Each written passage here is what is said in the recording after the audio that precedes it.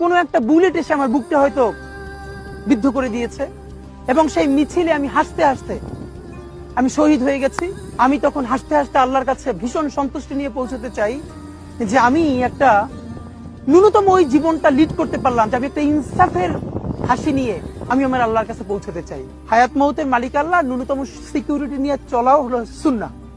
কিন্তু আমাদের লড়াইটা হলো, আমার মা স্বাভাবিকভাবেই কান্নাকাটি করেন, আমার পরিবার সবাই। তো আমি আমার মাকে বলেছি যে দেখো, মানে আমরা যে লড়াই নেমেছি, আমার একটা মনে হয় কি কোনো রাজনীতিবিদের না বাসায় মৃত্যুটা হইতে পারে না, এটা কোনো ভালো মৃত্যু না।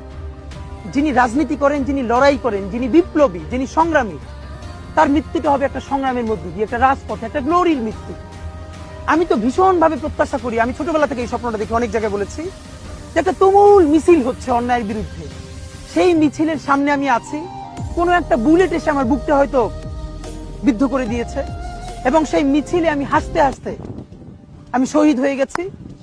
এবং সবাই যখন মৃত্যুটাকে ভীষণ ভয় পায়, আমি তখন হাসতে হাসতে আল্লাহর কাছে ভীষণ সন্তুষ্টি নিয়ে পৌঁছতে চাই যে আমি একটা ন্যূনতম ওই জীবনটা লিড করতে পারলাম, যে আমি একটা ইনসাফের হাসি নিয়ে আমি আমার আল্লাহর কাছে পৌঁছতে চাই। সুতরাং আগামী 50 বছর বাঁচলাম, কোনো ইম্প্যাক্ট তৈরি হলো না আমারে দিয়ে, দেশের জন্য, রাষ্ট্রের জন্য, উম্মার জন্য, জাতির জন্য। কিন্তু আমি ধরেন 5 বছর বাঁচলাম, সেটার মধ্য দিয়ে যদি আগামী 50 বছরের ইম্প্যাক্ট তৈরি হয়, তাহলে অনেকদিন বেঁচে থাকায় কি সাফল্যের বলেন? শহীদ প্রেসিডেন্ট জিয়াউর রহমান কয়টা দিন বেঁচেছেন, কিন্তু ভাবেন আজকে পর্যন্ত উনি আমার অনুপ্রেরণা।